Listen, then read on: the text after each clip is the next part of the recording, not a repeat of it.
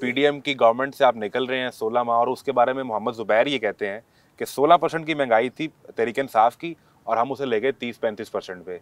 तो जब आप हल्के में जाएंगे तो आवाम को क्या बताएंगे? देखिए, यकीनन इसकी बहुत बड़ी जस्टिफिकेशन है, और ये हमारी की गई महंगाई नहीं है। और महंगाई जो है वो 1 मिनट में नहीं होती, उसकी कोई ना कोई पीछे 1, 2, 3 साल की कोई ऐसी चीज़ें होती हैं जिसकी बिना पर ये सब कुछ होता है।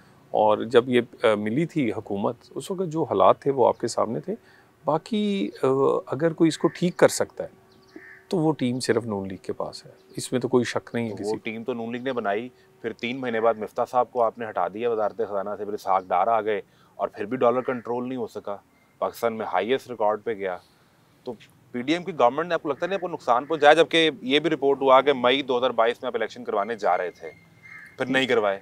देखिए, नुकसान हमें सियासी हुआ होगा, लेकिन पाकिस्तान के लिए या कौमी मुफाद के लिए इस तरह के नुकसान कोई नुकसान नहीं होते। अगर पाकिस्तान डिफ़ॉल्ट कर जाता और हमारी मकबूलियत चांद तक रहती, तो वो जो नुकसान है वो शायद फिर भरा ही ना जा सकता। ये मोहम्मद जुबैर साहब के जो कभी हालिया इंटरव्यू, उन्होंने कहा कि मई 2022 में पाकिस्तान डिफॉल्ट नहीं कर रहा था, और शहबाज शरीफ ने वो अपनी तकरीर भी लिख ली थी कि जिसमें वो रिजाइन कर रहे थे। फिर क्या हुआ? देखिए, मैं आपसे ये अर्ज़ कर रहा हूँ कि एक तो जो मोहम्मद ज़ुबैर साहब का कह रहे हैं, ये क्यों नाराज हो गए आपसे? वो क्या मसाइल है? बेहतरीन आदमी है, बड़े अच्छे सियासी कारकुन हैं। मेरा ख़्याल है अभी भी पार्टी को उन जैसे लोगों को एंगेज करना चाहिए, और वो असासा हैं। पार्टी की तरफ से जाती हो रही है?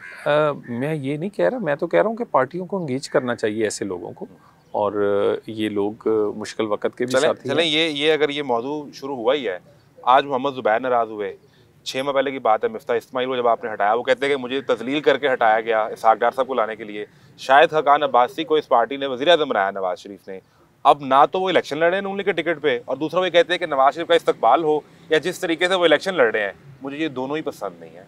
और मुझे लगता है कि इसमें वो मैनेज कॉम्प्रोमाइज़ होकर आ रहे हैं। देखिए, एक तो बड़ी पार्टीज़ में ये कंपटीशन रहता है, शायद और नवाज जिस शरीफ से कॉम्पिटिशन है। जिस पार्टी में को मकबूलियत पजीराई कबूलियत ज़्यादा हो, वहाँ पर फिर इस तरह के बहुत सारे इश्यूज़ बनते हैं। आप ये देखें कि सिर्फ आपने एक ही जिक्र किया है मुस्लिम लीग नून की पार्लिमानी पार्टी की कहानियों का, किसी और की पार्लिमानी पार्टी या पार्लिमानी आपने पार्टी नहीं रहने दी। नहीं, 40 साल इजलास कहाँ चले होने एक हैं?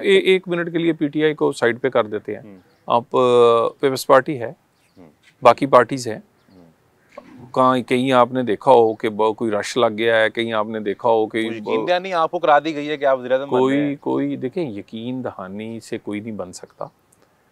यकीन ये आखिर वोट से ही बनना है, और यकीन दहानियों से बनाए गए वज़ीर आज़म काम नहीं अपना उस परफॉर्म नहीं कर सके, या लोगों ने एक्सेप्ट नहीं किया उन्हें। लोग 10-10 साल भी पाकिस्तान पे हुकूमत करते रहे, लेकिन दिल से लोगों ने तस्लीम नहीं किया। नवाज शरीफ हमेशा क्या कहते हैं, अब वोट से, लोगों की राय से आना चाहता है,